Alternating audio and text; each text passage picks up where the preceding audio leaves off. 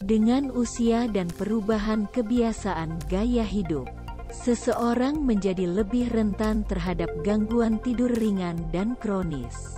Sleep apnea mengubah metabolisme glukosa, meningkatkan resistensi insulin dan, oleh karena itu, mengarah pada perkembangan diabetes tipe 2.